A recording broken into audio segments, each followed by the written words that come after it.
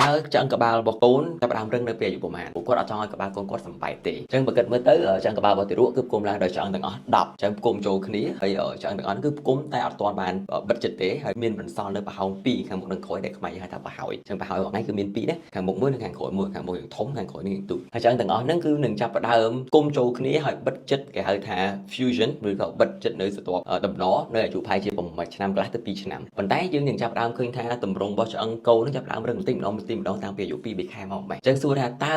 ពេលណាដែលប៉ះពាល់ដល់តម្រងក្បាលច្រើនជាងគេគឺវាច្រើនគឺខំ6ខែដោយសារតែពេលហ្នឹងគឺទារកគឺគេងរហូតអញ្ចឹងបើសិនជាគេងរហូតគេងទៅខាងណាគឺសំប៉ែតខាងនោះអញ្ចឹងចាប់ពី6ខែទៅតម្រងក្បាលចាប់ផ្ដើមខឹងតិចតួចយើងអត់សូវឲ្យគាត់គេងអញ្ចឹងក៏ចាប់ផ្ដើមលែងមានបញ្ហាទៅលើតម្រងក្បាលរបស់កូនហ្នឹងអញ្ចឹងសួរថាតើធ្វើម៉េចបើសិនជាកូនក្បាលសំប៉ែតហើយអត់មានវិធីទេបើសំប៉ែតហើយមើលពេលដែលវាចាប់ផ្ដើមរឹងហើយគឺមានវិធីក្នុងការកែប្រែតម្រងឆ្អឹងទេប៉ុន្តែបើសិនជាសំប៉ែតនៅក្រោមអាយុ6ឆ្នាំ6ខែសំទុះយើងនឹងអាចផ្លាស់ប្ដូរឲ្យការគេងរបស់គាត់អញ្ចឹងបើសិនជាទម្លាប់រដងគាត់គេងបែរខ្នងគាត់គេងទៅលើឆ្អឹងក្បាលខាងក្រោយយើងអាចចាប់ផ្ដើមបវល់គាត់មកខាងឆ្វេងខាងស្ដាំដើម្បីធ្វើម៉េចកុំឲ្យមានទម្ងន់ទៅលើតែឆ្អឹងមួយប្រភេទប៉ុណ្្នឹងទៅតែឧទាហរណ៍សួរថាចុះបើសិនជាក្បាលកូនសំប៉ែតហើយខ្ញុំត្រូវធ្វើម៉េចទៀតអត់មានអីធ្វើទេហើយក៏អត់មានអីគួរឲ្យបារម្ភដែរដោយសារតែនេះគ្រាន់តែជាទម្រង់របស់ឆ្អឹងក្បាលរបស់ទារកតែមិនមានការប៉ះពាល់ទៅដល់ខួរក្បាលខាងក្រោមមិនមានការប៉ះពាល់ទៅដល់ការលូតលាស់របស់គាត់មិនមានការប៉ះពាល់ទៅដល់ភាពវៃឆ្លាតរបស់គាត់ទៅថ្ងៃអនាគតទេហើយបើនិយាយពីថាស្អាតឬក៏មិនស្អាតវិញជឿខ្ញុំទៅសំប៉ែតក៏ស្អាតដែរក្បាលលោកគ្រូក៏សំប៉ែតដែរ